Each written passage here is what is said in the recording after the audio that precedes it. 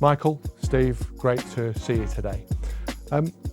First question I've got for you, we've been hearing about net zero for many, many years, and we're kind of aware that we're hearing about it more and more it was a monthly, then weekly, then daily, then minute by minute basis. But it feels like it's gone from being something that doesn't apply to it's what the successful businesses are embracing. So, what's your take on that successful businesses are embracing net zero and planning and operating around it? Yeah, I think certainly the net zero focus is accelerating, and from being in the industry watching this from the UK government's kind of 2050 legal targets and observing businesses that were looking from afar, they are now much more embedded in the process and seeing the value of being a net zero focused business.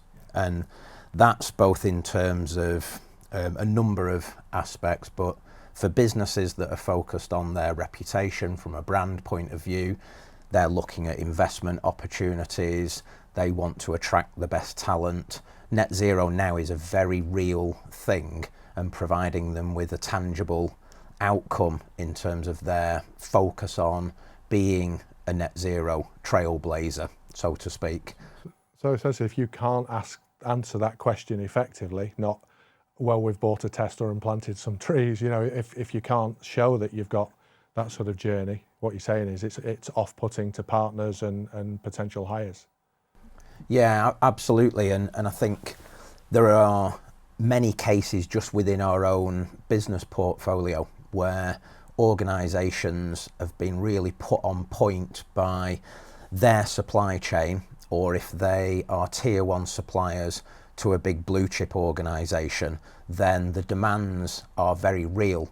So letters are going out, they're actually putting businesses on point to say by 2030, 2035, you must provide demonstrable evidence of your carbon emissions reduction plan and be able to stick by them, not just have the kind of corporate social responsibility words on your website. It's got to be a committed plan, and those risks are very real. And we represent a business that 200 million turnover business that had a very real situation with their principal customer, and if they hadn't committed to the journey they're on, they would be out of that supply chain, and that is significant risk. Yeah. So Steve, it sounds like from what Michael's saying, this isn't a nice to have, or it's not a box ticking. Not to say that it ever was, but absolutely not. It's essential, and I think one of the things, the point you made about those that are sort of tinkering around the edges, perhaps, there's a lot of evidence that there's a distinct difference between the number of companies who have sustainability plans that are there on their website and those that are actually taking action. And it's those that are taking action that are progressing, they're moving forward, they're winning the big deals, they're getting these supply chains on board, that they're doing what they need to do to actually win more business. So it's sort of in some ways it's doing this to grow your business, but it's also about protecting your business, because if you're not doing it and your competition is, you're going to be losing out and they're going to be picking up the threads. So, worst case scenarios, you do it and you maintain parity in your particular market because your competitors are doing it as well. But at least that's loss avoidance. And, there's a risk that your business could go under, like the example that Michael mentioned there.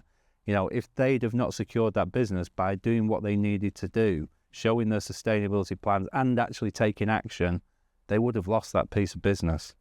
Yeah, so that's for survival. Just coming out of that sort of client or supplier relationship where almost they're demanding these things are in place, but it's better for business anyway. And you might eye roll and say, well, someone like you guys may say that, but it is better for business. I saw some evidence the other day that even your small to medium enterprise businesses can save around 25% just by doing the right thing and reducing energy.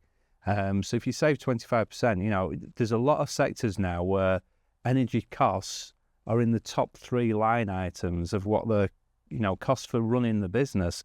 So if you can reduce that by 25%, that also means there's potentially money to invest somewhere else or do something else to, again, help your business grow and thrive.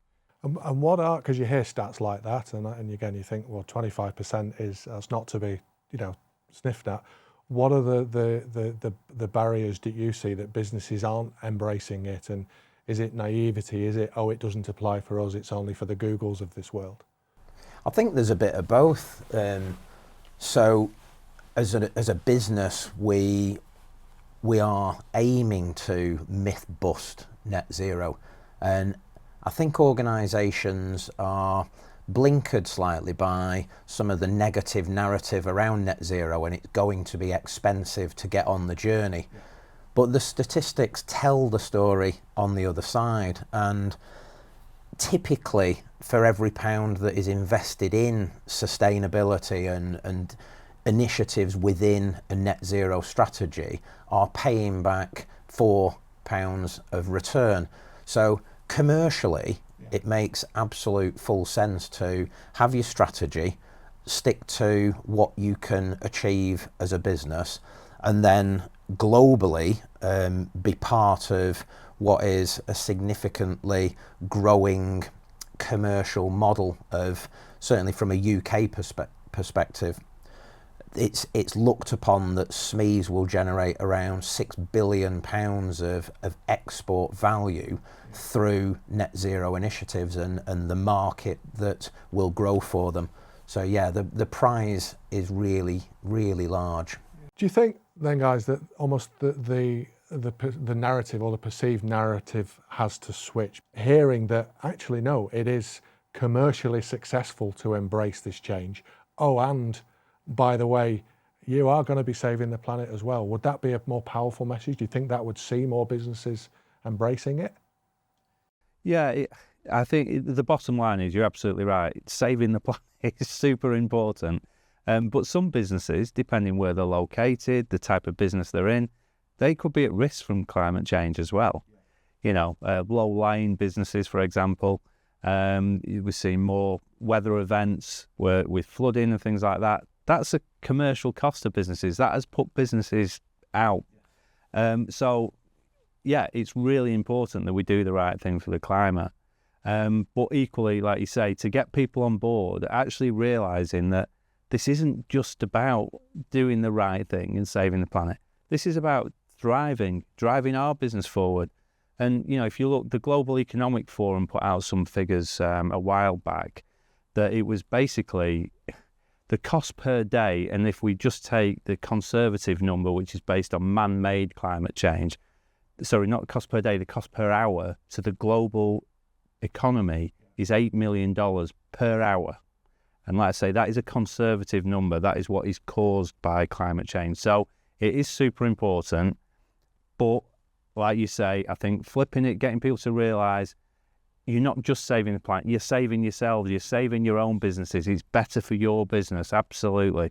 And that's a key message. What starts that conversation with? I know this isn't a sales, a promotional film, but what do you have a mix of clients some that are skeptical, some that are absolutely have clarity of the journey? What kind of questions do they ask you guys at Trident when they come to you? Yeah, I think the getting started piece, certainly for small businesses, that's a challenge from the point of view of what we've talked about just in the last few minutes, the commercial benefits of net zero. But there is that skepticism there. And I think if we can tease out what it ultimately means for the business, then from a investment perspective, the costs are not that significant for businesses, for small businesses, whether you're the local pie shop all the way up to the likes of a Greggs or somebody like that. Your products I'm familiar with all of those, Michael. they still lead in regards to the quality, but I think it's the perception that the brand creates, that folk are buying from an organisation that wants to do the right thing in terms of focusing specifically on their product or service. And it's critical from the point of view of we've all got kids that are starting to go through their lives, but what are their kids going to be facing up to in the context of doing the right thing from a planet point of view? And that will manifest even greater for businesses in regards to their recruitment, and that might be the Gen Zs of this world and the next generation alphas that are coming through will want to work for businesses that are able to demonstrate sustainability being important to them. And so rather than it just being, oh, it's something we have to do, it's something that they're operating by. They feel it. It's in the heart of the business, and it doesn't have to be a big cost. So let's take a typical high street shop, an outlet. One of the staff going on a weekend and going and planting trees with part of a community that's investing in some sustainability. They're doing their part. Yeah. And I think that's certainly an important point to get across, that this isn't all about the blue chip ESG reporting that you can find on a Coca-Cola website or a Heineken or some major global brand. There's things that every business owner and leadership teams can do to influence their communities. Yeah. Sorry, Steve, I was just going to. I think the thing is, we talk a lot about business growth, and we mentioned the example before of businesses securing business with other large customers and things like that. But from a consumer point of view as well, exactly to Michael's point, the younger generation coming through now are much more aligned to sustainability, and they are making consumer choices to that. So whatever size of business you're in, the type of business, it affects everyone. So getting on board is so important. Is it the most exciting time it's been for you guys, that change is happening and change for the, for the good, and you're almost at the spearhead of that? Yeah, absolutely. It is a really exciting time. And only 3 weeks ago we were at a net zero carbon conference, and the feel in the room versus when we first were involved in that conference 3 years ago was noticeably more positive, and that energy is manifesting in a greater focus on other businesses sharing their experiences, and it is an exciting time. And we've been around for 25 years as Trident, and we've always focused on energy efficiency. Yeah. And to a certain degree, net zero is the new label for something we've always looked to achieve in removing waste energy from businesses and therefore reducing costs. But it's exciting in the growth of technologies that are available, the reporting that's now available from a carbon emissions perspective, things that weren't available 10 years ago, 5 years ago, or they might have been available but all on spreadsheets.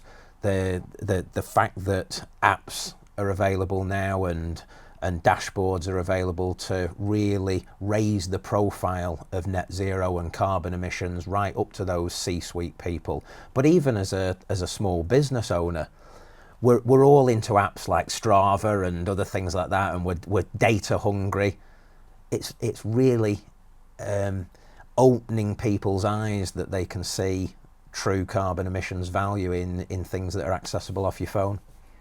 Yeah. Just from a personal point of view as well, just to answer the question, I've recently come back into this industry purely because of this is a way forward. And actually, there's again a lot of evidence that just the UK economy can grow significantly just through this sector alone, through the the net zero sector. So yeah, absolutely, it's thriving, but again, people still need to get on board and do it. So yeah, we'll cover that one in the next chat. But it's good to see you so buoyant about it, and as you say that drum that you've been beating is more and more people are listening, and yeah, making that change.